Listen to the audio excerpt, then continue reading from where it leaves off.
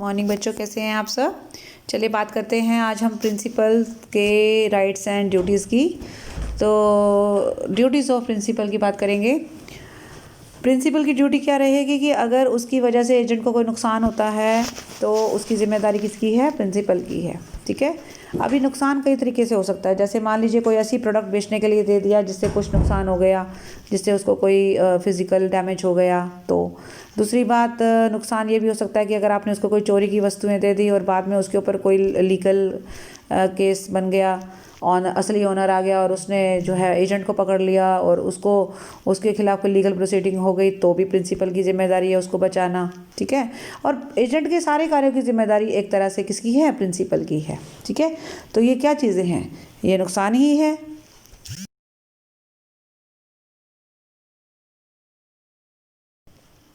अब हम बात करेंगे आगे। To indemnified the agent against the consequences of act done in good faith. तो एजेंट ने प्रिंसिपल के लिए जो भी कार्य किए हैं गुड फेथ में आकर अपनी तरफ से पूरी ईमानदारी से किए हैं और अच्छी मंशा से किए हैं, गुड इंटेंशन में किए हैं, और उसके बाद भी अगर कोई लॉस होता है, कोई प्रॉब्लम होती है थर्ड पार्टी की वजह से भी, अगर एजेंट को कोई प्रॉब्लम आती है तो उसकी जिम्मेदारी भी किसकी रहेगी? प्रिंसिपल की रहेगी। Right. Next is to indemnify the agent for injury. Injury मैं बता ही चुकी हूँ आपको।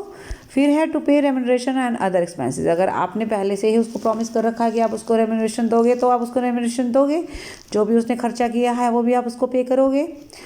राइट्स क्या हैं प्रिंसिपल के कि अगर एजेंट ने कोई गड़बड़ करी है और प्रिंसिपल को कोई नुकसान हुआ है तो जिम्मेदार कौन रहेगा? एजेंट रहेगा। किसको देगा पैसा? प्रिंसिपल को।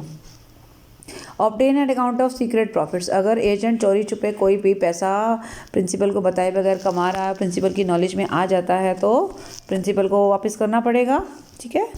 तीसरा है to resist the agent's claim for indemnity.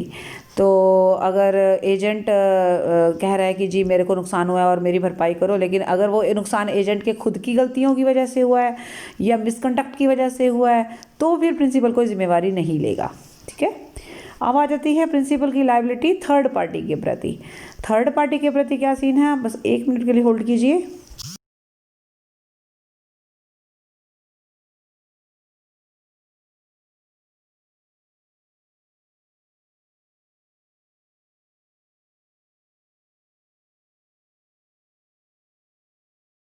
Third party के प्रति प्रिंसिपल की लायबिलिटी क्या है, उसके लिए हम जो है देखो, नॉर्मल क्या है कि प्रिंसिपल ने अपने बिजनेस को संभालने के लिए या किसी भी कार्य के लिए एजेंट की अपॉइंटमेंट की।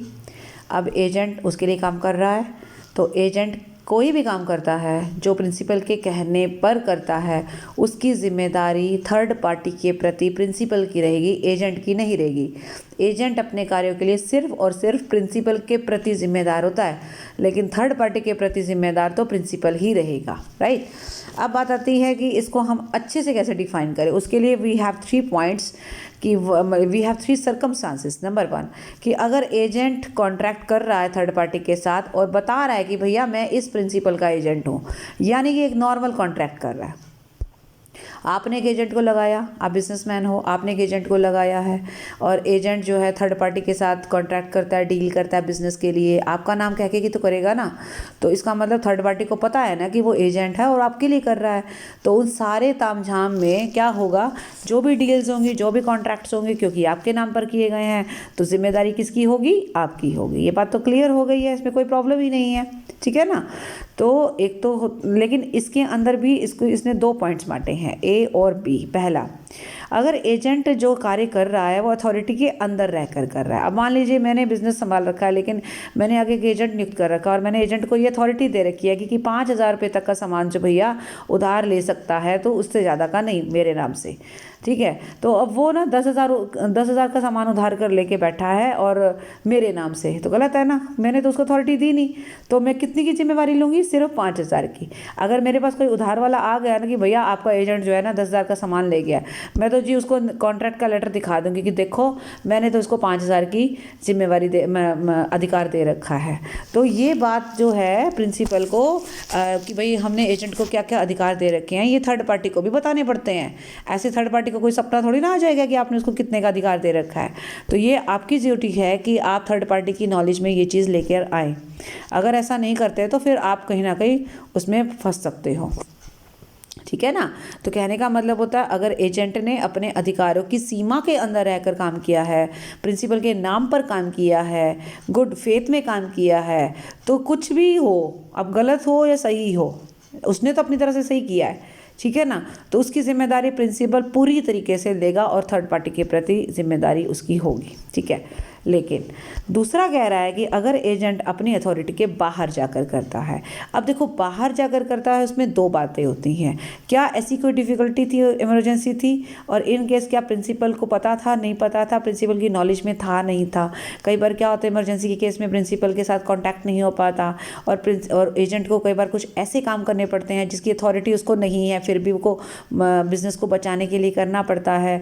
देन अगर उसने गुड इंटेंशन में काम किया है तो प्रिंसिपल उसके उस काम की जिम्मेवारी भी लेगा जो उसने अथॉरिटी के बाहर रहकर किए हैं, बट ये थोड़ा सा उसको प्रूव करना पड़ेगा कि उसने ये कार्य जो है बैड इंटेंशन में नहीं किए हैं। हालांकि जनरल रूल ये कहता है कि प्रिंसिपल हमेशा एजेंट के सिर्फ उसकी विद इन अथॉरिटी वाले काम के लिए ही जिम्मेवार रहेगा। इन केस इमरजेंसी ना हो एक अलग बात है। अच्छा, दूसरी बात, अगर उसने इमरजेंसी का कोई सीन नहीं है लेकिन उसने अथॉरिटी के बाहर जाकर काम किया है, उसने मान लीजिए अब जैसे मैंने बोला कि उसने 10,000 रुपये का सामान उधार ले लिया है जबकि मैंने 5 का बोला था, तो मैं क्या करूँगी, मैं 5 का तो जिम्मेवारी ले लूँगी, ले भाई 5,000 पकड़, थर्ड पार्टी को बोलूँगी बाकी 5,000 तुम अपने आप इसको इससे निपट लो, ठीक है। इट मीन्स कि I can separate the whole transaction into 2 parts, 5+5, 5 की जिम्मेवारी ले ली, 5 छोड़ दिया। लेकिन अगर ट्रांजेक्शन कई बार कुछ इस तरीके का हो कि हम इसे डिवाइड नहीं कर सकते अमाउंट को, इन दैट केस मैं सारा ट्रांजैक्शन जो है भैया एजेंट पे डाल दूंगी। कारण मैं क्यों जिम्मेवारी लूं, या तो आप ऐसा ट्रांजैक्शन करते ना अलग अलग कर सकते हैं। जब आपने गड़बड़ ऐसी कर दी तो भाई मैं तो फिर 1 रुपये की भी जिम्मेवारी नहीं लूंगी, 10 के 10 अपना उठाओ और इसको पकड़ो। समझ में आई मेरी बात। तो कई बार कुछ ट्रांजैक्शन ऐसे होते हैं जिसको सेपरेट नहीं किया जा सकता। जब सेपरेट नहीं किया जा सकता then principal has the right to cancel the whole transaction, okay, and he और she will not take the responsibility of that agent if the agent has done beyond the authority of his rights, okay. Next is when the agent commits misrepresentation और fraud. अगर agent fraud और गड़बड़ कर रहा है तो यहाँ भी दो बातें हैं, क्या अधिकारों की सीमा के अंदर रहकर फ्रॉड किया है या बाहर जाकर किया है। देखिए वही तो बात है ना, कई बार बिजनेस में मैनिपुलेशन बहुत होते हैं। तो अगर तो अधिकारों की सीमा के अंदर रहकर किया है तो कहीं ना कहीं प्रिंसिपल की मिलीभगत ज़रूर मिलेगी उसमें, तो प्रिंसिपल को जिम्मेदार बनाया जाता है। लेकिन अगर वो if the misrepresentation is in such matters which were beyond the authorities than principal will not be liable. को तो क्लियरली बोल देगा ना कि भाई मेरे को तो पता ही नहीं है, मैंने तो उसको बोल ही नहीं रखा, अब ये काम इसने किया है तो भैया इससे निपटो, सिंपल सी बात है, ठीक है ना। फिर आ रहा है consequences of notice given to the agent. ये क्या चीज़ है, अच्छा हाँ, पहले तो आप 1 मिनट मैं आपको पहले दोबारा से वहाँ ले चलती हूँ। हम क्या कर रहे थे, हम बात कर रहे थे प्रिंसिपल की थर्ड पार्टी के प्रति लायबिलिटी क्या है। उसमें हमने देखा देयर आर 3 पॉइंट्स कि सबसे पहले कि अगर एजेंट जो है नॉर्मल एजेंट की तरह एक ऐसे प्रिंसिपल के लिए काम करता है जिसके बारे में उसने थर्ड पार्टी को बताया हुआ है कि भाई मैं एजेंट हूँ और ये मेरा प्रिंसिपल है, ठीक है। तो उस केस में क्या होगा कि आप जो है अथॉरिटी के अंदर रहकर कर रहे हो या अथॉरिटी के बाहर जाकर कर रहे हो, कोई फ्रॉड कर रहे हो, कुछ ऐसा गड़बड़ कर रहे हो, ठीक है ना। यहाँ तक बात ठीक होगी थी ना, आप डी पॉइंट पे आ रहे हैं। तो अब क्योंकि आप नॉर्मल हो, नॉर्मल का मतलब कि आप एक एजेंट हो, आप प्रिंसिपल के लिए काम कर रहे हो, प्रिंसिपल के बारे में सारी दुनिया को पता है, थर्ड पार्टी को पता है। तो अगर थर्ड पार्टी को इन्फॉर्मेशन आपको देती है तो इसका मतलब ये मान लो कि वो प्रिंसिपल को दे रही है। कारण जब एजेंट आपके लिए सारे काम कर रहा है तो एजेंट को दी हुई इन्फॉर्मेशन भी तो प्रिंसिपल को दी हुई मानी जाएगी कि नहीं मानी जाएगी, है कि नहीं बात, ये बात क्लियर हो गई। अच्छा, अब फिर आ जाती है liability on admission made by the agent. इसका मतलब देखो क्या है, आपका एजेंट आपके नाम का जब काम कर सकता है तो आपके नाम से कोई रिस्पॉन्सिबिलिटी भी तो ले सकता है ना। अब रिस्पॉन्सिबिलिटी का मतलब क्या, मान लीजिए कोई मुकदमा चल रहा है 1%, ठीक है, प्रिंसिपल का पास टाइम नहीं है, उसने जो कोर्ट में अपने एजेंट को भेज दिया कि भाई जा तू जाके अटेंड करके आ हियरिंग जो कोर्ट की है। एजेंट गया कोर्ट में हियरिंग में और उसने कोई ऐसा स्टेटमेंट दे डाला प्रिंसिपल के बिहाफ पर जो कि प्रिंसिपल को फंसा दिया। उसने फंसा इन द सेंस दिया कि मान लीजिए कुछ ऐसा डिस्प्यूट था, कोई ऐसा झगड़ा था और उसमें जो है उसने ऐसा स्टेटमेंट दे दिया जिससे क्लियर कट प्रिंसिपल रिस्पॉन्सिबल बन गया कोर्ट में। अब बताओ प्रिंसिपल किस बात में मना करेगा? प्रिंसिपल मना कर ही नहीं सकता, क्योंकि एजेंट का कहा एक शब्द प्रिंसिपल के द्वारा कहा हुआ माना जाएगा, राइट? क्योंकि प्रिंसिपल ने एजेंट को अपने बिहाफ पर कोर्ट में हियरिंग के लिए भेजा। Now if the agent confess, अगर वो कन्फेस करता है कि भाई जैसे मान लीजिए कोई भी लीगल प्रॉब्लम्स होती हैं ना, 50 तरह की बिजनेस में कोई दिक्कतें आ जाती हैं, और अगर कोई एडमिट कर लेता है गलती को तो वो तुम्हारी गलती नहीं, वो तो प्रिंसिपल की गलती मानी जाएगी और फिर प्रिंसिपल के ऊपर जो भी एक्शन होगा वो तो होगा। और प्रिंसिपल ये नहीं कह सकता अरे मैंने इसको ये तो नहीं बोला था स्टेटमेंट देने के लिए। भाई वहाँ पर आप बच नहीं सकते, क्योंकि आपकी अथॉरिटी से ही तो अगला कोर्ट में गया है, ठीक है। और एजेंट के नेग्लिजेंस और मिसकंडक्ट के लिए भी आप जिम्मेदार हो। बट अगर वो पर्सनल लेवल पर जाकर कोई मिसबिहेव करता है ना, उसकी मान लो कोई लड़ाई झगड़ा हो जाए और वो थोड़ा बदतमीजी से पेश आ गया, तो भाई उसका अब मान लो उसका कोई गली मोहल्ले में झगड़ा हो गया तो उसके लिए आप जिम्मेवार थोड़ी ना हो। हाँ, अगर उसने आपके क्लाइंट के साथ कोई गड़बड़ करी है देन आपको सॉरी फील करना पड़ेगा, क्योंकि भैया बिजनेस के अंदर कर रहा है वो ये काम। तो नेग्लिजेंस और मिसकंडक्ट अगर बिजनेस के अंदर कार्य के करते हुए कर रहा है तो आपकी जिम्मेवारी होगी कि आप को सॉरी बोलना पड़ेगा या आपको एक तरीके से थर्ड पार्टी के साथ एडजस्ट करना पड़ेगा। लेकिन अगर वो पर्सनल लेवल पर जाकर ऐसी कोई बात करता है ना, उसकी जिम्मेवारी आपकी नहीं रहेगी। यहाँ तक बात क्लियर हो गई। ये यहाँ तक पॉइंट है कि जब एक प्रिंसिपल एजेंट को लगाता है और एजेंट प्रिंसिपल के बारे में क्लियर कट सबको बता चुका है कि भाई ये प्रिंसिपल है। लेकिन दूसरी बात आ रही है कि when the agent contracts on behalf of unnamed principal. इसका मतलब क्या है कि एजेंट तो हूँ मैं, लेकिन मैं मेरी प्रिंसिपल का नाम नहीं बताऊँगी आपको। अब आपको भी कोई दिक्कत नहीं, कोई बात नहीं भाई, काम से मतलब है, कोई नाम नहीं भी बता, लेकिन आपको ये पता है कि मेरा कोई प्रिंसिपल है, आपको ये पता है कि मैं एजेंट हूँ, पर मेरा प्रिंसिपल कौन है ये मैं आपको बता नहीं रही हूँ। कोई बात नहीं भाई, जब तक सारी बातें ठीक ठाक चलती हैं देन आपको भी कोई प्रॉब्लम नहीं, मुझे भी कोई प्रॉब्लम नहीं। लेकिन अगर मैं कोई गड़बड़ करूँ तब तो आप मुझसे पूछोगे भाई अब तो बता प्रिंसिपल का, नहीं तो मैं तेरे को जिम्मेवार बनाऊँगी। तो तब भी मैं नाम नहीं बता रही। अब अगर मैं नाम नहीं बताऊँगी तो ज़बरदस्ती तो कोई नाम नहीं मेरे मुँह से निकलवा सकता ना। In that case I will be personally responsible. I मतलब एजेंट। एजेंट देखो तब रिस्पॉन्सिबल बन जाता है जब वो पूछने पर भी नाम नहीं बताता। हालांकि वो ये तो कह रहा है कि मैं प्रिंसिपल नहीं हूँ, मैं एजेंट हूँ, ये तो उसने झूठ नहीं बोला है। लेकिन जब वो प्रिंसिपल को के बारे में बताएगा ही नहीं तो हम किसको जाके पकड़ेंगे, है कि नहीं बात। इन that case agent will be personally liable. Otherwise अगर वो नाम बता देता है देन प्रिंसिपल को पकड़ लेंगे भैया अगर कोई गड़बड़ करेगा तो। अदरवाइज सब कुछ ठीक चल रहा है तो चल रहा है। थर्ड और लास्ट सिचुएशन है जब एजेंट अपने आप को प्रिंसिपल बताता है।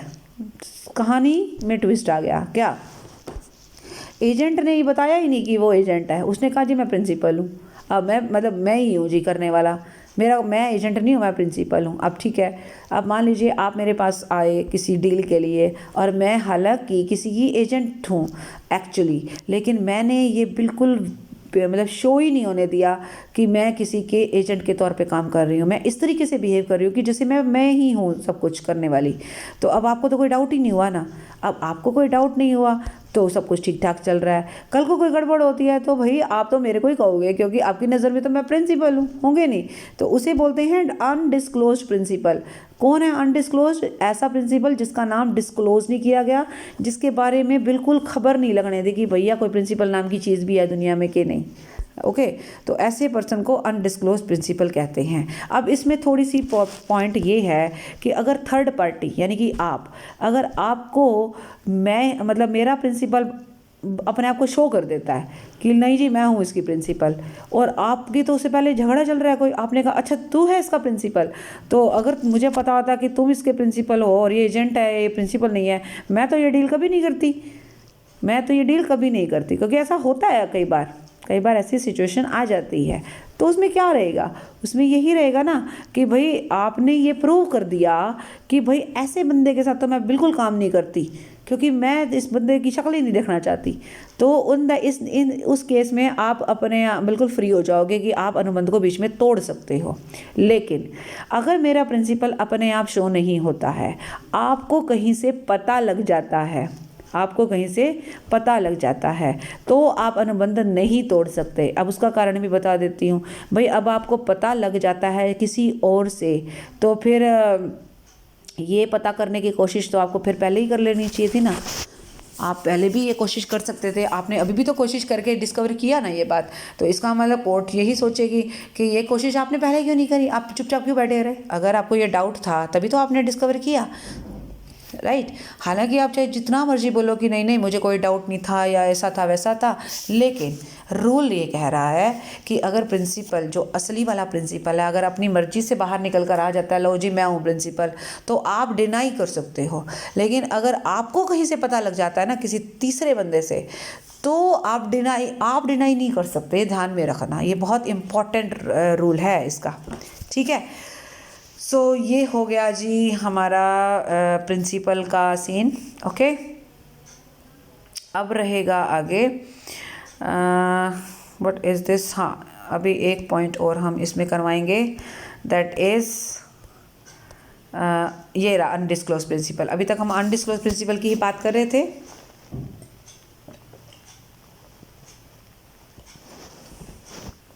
तो अनडिस्क्लोज प्रिंसिपल जो है, जो मैंने आपको बता दिया, पहले तो वहाँ तक बात क्लियर होगी ना कि प्रिंसिपल की लायबिलिटीज़ क्या क्या हैं।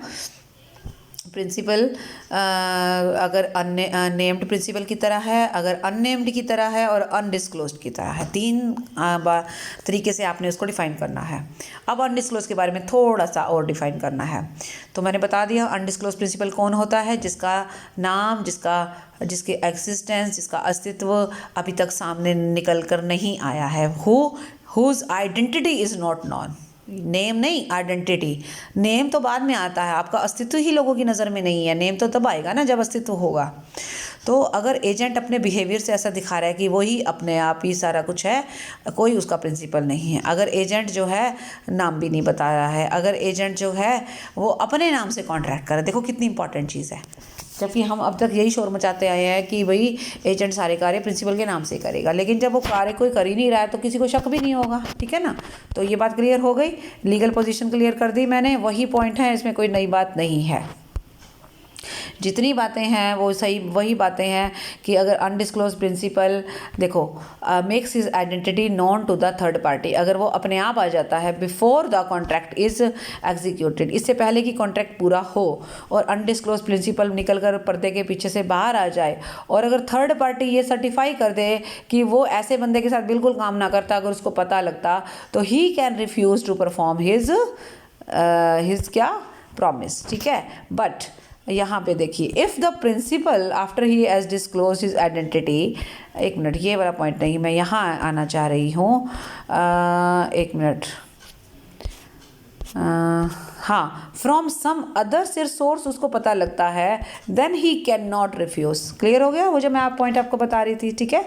अब वो कुछ कह रहा है, और अगर एक principal after he has disclose, जैसे ही उसने आइडेंटिटी अपनी शो करी और डिमांड करता है एग्जीक्यूशन की, किससे, थर्ड पार्टी से, तो वो उन्हीं शर्तों पे कर सकता है। अब इसका मतलब मैं बता देती हूँ, इस पैराग्राफ का मतलब ये है, मान लीजिए मेरा वाला प्रिंसिपल निकल कर बाहर आ गया जी, मैं हूँ इसका प्रिंसिपल, ठीक है। आपको एक बार तो झटका लगा, पर आपको लगा ठीक है कोई दिक्कत नहीं है, आपने रिफ्यूज़ नहीं किया, आपने कहा ठीक है कॉन्ट्रैक्ट पूरा कर लेते हैं।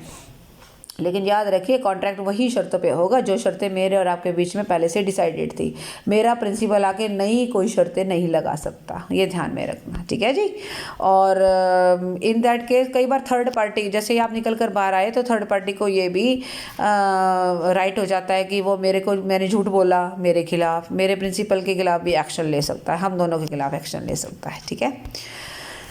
Now the next point is right of election. ये इलेक्शन वाला सीन क्या है, यहाँ पे वो वाला इलेक्शन नहीं हो रहा है जो आप सोच रहे हो, यहाँ इलेक्शन है। थर्ड पार्टी को एक राइट होता है, मुझे पकड़े या मेरे प्रिंसिपल को, कि भैया तूने झूठ बोला, कुछ गलत काम किया, ये तब होगा जब कुछ केसेस में जब एजेंट पर्सनली लायबल होता है। अब पर्सनली लायबल बताओ कब होगा?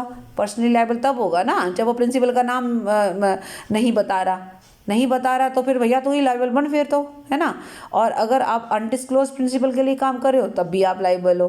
तो जब आप ही लायबल हो तो थर्ड पार्टी के पास एक अधिकार हो जाता है कि जैसे ही उसकी नॉलेज में ये आता है कि भैया तू एजेंट है, तू प्रिंसिपल नहीं है, तो आपके खिलाफ भी एक्शन ले सकता है, आपके उस प्रिंसिपल के खिलाफ भी एक्शन ले सकता है जो पर्दे के पीछे छुपा बैठा है, ठीक है।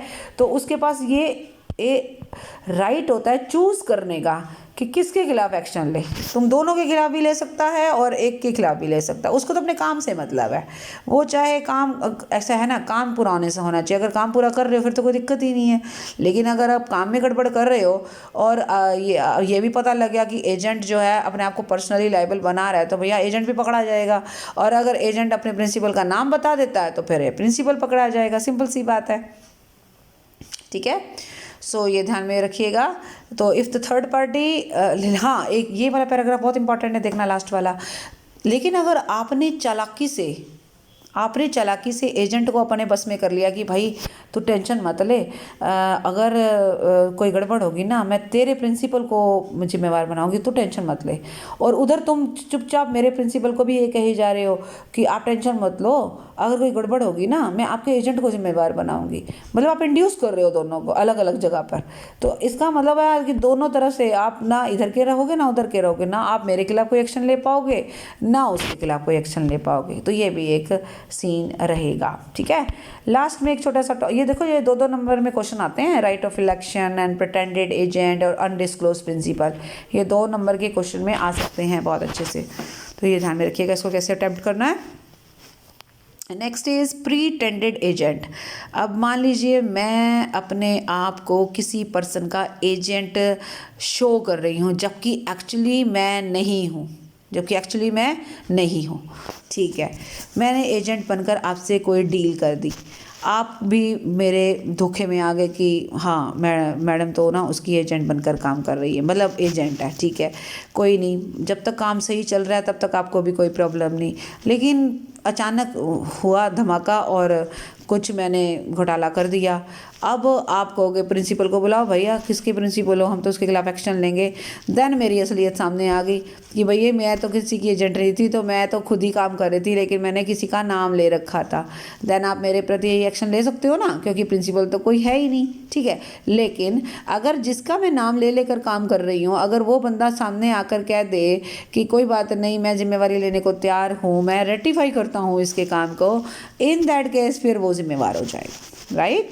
तो ये था हमारा प्रिटेंडेड एजेंट होता है बनावटी एजेंट, जो अपने आप को शो कर रहा है एजेंट जबकि वो एजेंट है नहीं। So that's all for this video. Next video में हम 2 टॉपिक और रह गए हैं जिसके बारे में डिस्कस करेंगे। Thank you so much, bye bye and take care.